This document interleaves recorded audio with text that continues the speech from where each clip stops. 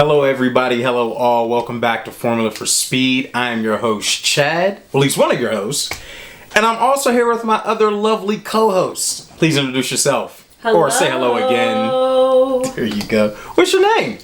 Babyface. It is the Babyface. And guys, I don't know how you feel about this. I mean, this was crazy. The most exciting part about Belgium this weekend, after the summer break, guys, was qualifying. I mean, it was qualifying. Guys, before we get into it, please like, share, subscribe to the channel. We're putting out good content as much as we can for every event that's out. So, Formula 1 at least. And we're going to keep doing that. So, to start off, Babyface. Yes. Thoughts? It was the right call because for our enjoyment, no one should get hurt, and the rain was just relentless. Yeah. That is my opinion on that. That's where you stand? Yeah. Guys, I'm going to tell you, I think, for me, I don't think there was any other call to make. I mean, I don't even think if they would have tried to race, it would have been enjoyable. I don't like seeing a bunch of guys crash. When I'm realizing, even on the formation lap, so just to say they had an event, they had to, by regulation, drive 2 laps behind the safety car, right? And during those laps, the only one that could see, from my standpoint, was Max. Yeah. Everyone behind him, even Russell, was like, I can't see anything. The mid-pack guys were like, you can only see the lights. Yeah. And that's barely seeing the lights. Yeah. So I think Hamilton said you could barely see when he was out there 5 meters in front of him. Yeah. And Alonso said maybe even less. So can you imagine guys going flat out, top speed, pedal to the metal? That's too dangerous. It's too dangerous. And it wouldn't have been enjoyable. It's already a tricky, high speed, track in dry conditions. Yeah. So absolutely not. Am I disappointed that there was not a race? Yes. Yeah. But absolutely not will I put my own entertainment above people's safety. And I mean, these guys, I like what Crofty and Brundle have been saying. They've been calling the drivers gladiators and heroes because do they know the risk to take driving, for Formula 1? Absolutely. But it is so wickedly dangerous. And I think that because as of late, it's thankfully rarer and rarer that we see really bad accidents.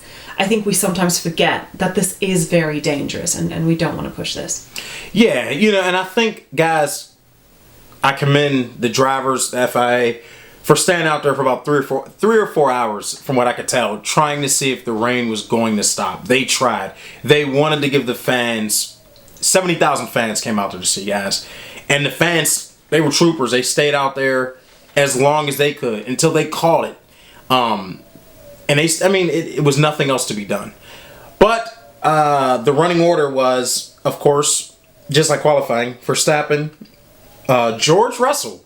Shout out to Mr. Saturday Williams. And guys, if you don't know, if there was any other team on the grid, and Babyface knows this, I would go for, outside of my McLaren boys, it's always been the Williams team. That goes back to when Frank was running everything. Then Claire came into play, right? So that goes back to almost as long as my McLaren boys. So I was happy to see that. I was happy to see Mr. Saturday. He had a fun... Guys, if you didn't see the qualifying, go back and watch qualifying. He was on. Mr. Saturday was on. Hamilton was running third. Mm-hmm. I guess they were trying to figure out... Mercedes was trying to figure out the right downforce for the conditions. So they were still trying to figure that out. My guy, Danny Rick. Oof. Guys, Babyface will tell you. Q1, Q2.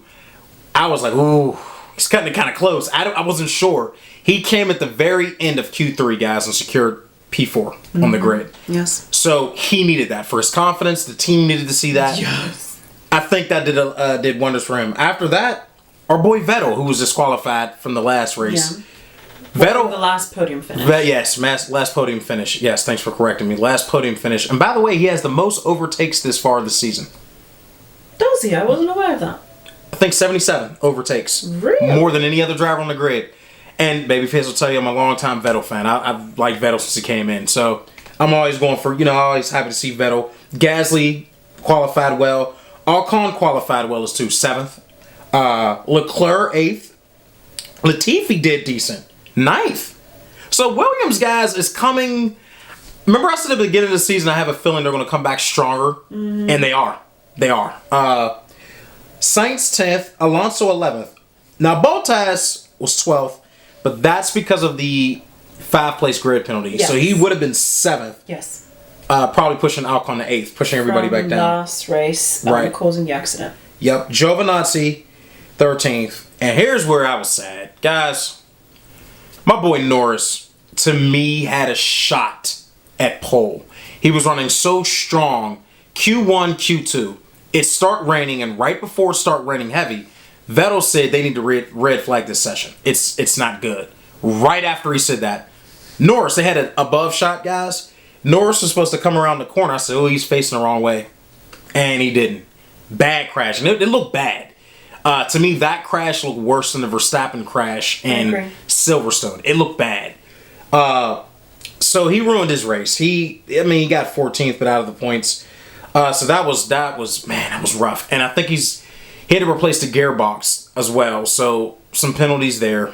Sonoda 15th. Mick 16th. Mick's coming along, man. I'm excited for Mick. Mazepin 17th. Raikkonen 18th. Perez crashed out on the formation lap. One of the formation laps. Well, he was actually trying to come out to the track. Yep. Crashed. And shout out to Red Bull. They turned a 3-hour job into an hour. Ready to go. And there was some speculation on whether if the race did restart, whether he should be able to restart, but they said he was. The rules are so... They seem to be that there's some loopholes with the rules, because under the safety cars, the laps counted, those laps counted to the race laps, but they said technically the race didn't start. Yeah. So, some ambiguity there. I don't know. But, they got the car ready. They got the car ready, even though, the race never actually fully started per se. Yeah. But hats off to the Red Bull team for absolutely crushing that and getting the car ready just in the event that the race would start. And Stroll started 20th. Guys, only half points. Which 12.5 for Verstappen, 9 for Russell. Hamilton got 7.5. Danny Rick got 6. So with that being said, if you look at the standings, Hamilton is still ahead by 3.5 points. Okay. So 202.5 to Max's 199.5. Lando's still in third with 113. Bottas is 108. So those two didn't change because they were out of the points anyway. And after that, Sergio didn't even start, so he stayed the same. Carlos got, I think, a half of a point or two. So other than that, man, it was... George Russell's out 13 points, so this is good for them. But guys, for us, we were hoping to see a race. We were happy that they gave it a shot. Yeah. They even were speculating on having the race go Monday. Yeah. But it would have compromised, I think, the race that this weekend coming up. It would compromise that. I don't think they would have had enough time. You have to consider the business side of it, the commercial rights, the camera crews, the marshals. UK has a bank holiday, they say, tomorrow. No one else does, I don't think. Yeah, no. So not in Belgium, at least. So it just wouldn't have been... Fans, I'm sure, would have came back out. Yep. But I think they would have had a break in the weather. They said at noon Monday. Guys, correct me if I'm wrong. So... but that's still a big gamble to make, because what if you decide to stay behind and then you have another unpredictable rain pattern? You've wasted a whole day. Exactly, when you could have just been on the road. So I think overall this was the right call. Right call. They sat out there for 4 hours. Yeah. Little over, I think, 4 hours. Someone's gonna catch a cold. Just let them go home, rest. Yeah, it was, I think it was the right call. We'd have loved to see him go at it. But look, we got plenty more races on the calendar. So... Guys, that's about it. Half points for everybody who were in the top 10, right? The clear winner of today was Russell. Russell was the flat out, and I will say the co-winner, Danny Rick. Danny Rick needed it, babyface. 4th. Oh, you don't agree? She doesn't agree. No, he needed it. I agree. He definitely needed it, especially because your main scoring driver crashed out. He did. He did, and I was happy to see him get the fourth. I think he needed it. That helps his confidence, give him some points. So I think, for me, overall, Danny Rick is running ninth right now. No, eighth. I'm sorry. Lando's third. So hopefully in the next 5 to 6 races, he can surpass both the Ferraris. That's what I'm hoping. There's a gap, though. Because Leclerc's 82 points. Danny Rick only has 56. So he has a lot of work to do the next 5 races. He needs some strong... I'm talking about 4th and 5th place finish. You don't think it's happening. Guys, she's not thinking it's going to happen. I'm hoping it's going to happen. Because Lando's running a strong third. I didn't expect him to run this strong. I was giving him at the beginning of the season, honestly, 4th or 5th. I know you were, but he is, and I don't think Danny Rick is going to do it, not because he doesn't have the talent or the ability, but because can you get past the Ferraris? Sure, but you're going to also have to get past Gasly. You're going to have to get past, like, when I'm thinking grid position as not like the championship standings, when I'm thinking grid position, in order for him to collect those points to really make a dent into catching up, he's going to have to overtake Gasly. He's going to have to overtake Perez. He's going to have to overtake Bottas. I don't know. It's going to be tough. I think you're a bit over optimistic there. I'm hoping. And he's going to have to overtake Vettel. Vettel is in that mix too. I don't know. Alcon's in that mix. This mid pack this year is as strong as ever to me. I mean, you got a ton of guys that can go for it. Yeah. I mean, honestly. So yeah, it's going to be exciting going forward. I'm excited to see what happens. And guys, it wasn't for us much to say on this, but they got two laps behind the safety car. We'll see what happens next week. So give us your predictions for next week. So babyface, for me, I'm predicting Danny Rick. I'm hoping Danny Rick makes up, because right now he's in 8th. I'm hoping he can get to 6th in the next 5th or 6th in the next 5 or 6 races, which means that's Perez. He's 104. Danny Rick's only 56, so that is very optimistic on my part. I'm hoping at least catch 2 of the Ferraris, right? Carlos Sainz has 83.5 points. He's ahead of Leclerc by a 1.5, right? So if he can get to the Ferraris, which that's who our battle's with, if he can get past those Ferraris somehow with strong finishes, I think we're okay. But Babyface thinks I'm being overly optimistic. Guys, let me know in the comments. Am I? Am I losing my mind to it? I'm just hoping for the best for the next 5 or 6 races for my guy, Danny Rick. And I'm also thinking we've not seen the last of the good performance out of those Williams guys. I think George has a couple more strong performances in the next 5 or 6 races. So I'm excited to see what happens, guys. Let us know in the comments what you think, your predictions. Any closing thoughts, Babyface? None. I'm excited for next race in the Netherlands. Part of me really hopes Max wins there because I think a complete riot will erupt if Hamilton wins that one. I hope for a fact, honestly, I'm going to be honest, I hope one of my McLarens win there. I care less. I wouldn't be mad if Lando won there. I'd be actually really happy. Right. We are they say the Orange Army, but we're the original Orange. We're the original Orange Army in F1. Let's just make that clear. Okay. I'm just put that out there. No hate on Max. No hate at all. But home race or not, I want to see one of my guys win. And talk about my guy.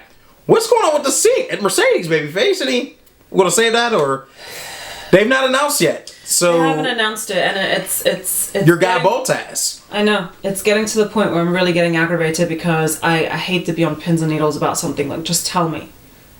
And I feel like I think everyone is leaning towards George is going to get that seat, Valtteri is out. All I want to know is, where is Valtteri going to end up? I still stand by keeping that lineup the same. Yes, I agree. I don't want Valtteri to go anywhere. Keep it the same. I say keep it right now he's running 4th, right? He's 108 to Lando's 113. Babyface. I love he's the way 5 points back, so he's right there. Listen, technically, he's where they want him to be. There was a great conversation between Brundle and Crofty and all of them about everybody's leaning that George is going to get that seat. But then on the other side of the argument is, what has Valtteri done to lose the seat? Exactly. And What did he do to lose the seat? I mean, Hamilton already said he's fine with he likes the dynamic they have. He thinks he's a great teammate. I think the only thing Mercedes is thinking is about younger. Both their drivers are over 30, so they're thinking about their youth. That's fine, but what's the problem with waiting an extra 2 years for George to come up? I'm going to tell you,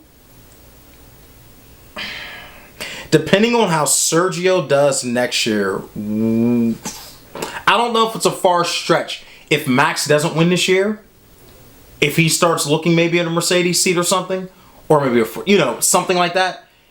I'm gonna need Max to stay at Red Bull. To me, if I'm Red Bull, do you go for George? Let's talk about it. What do you think?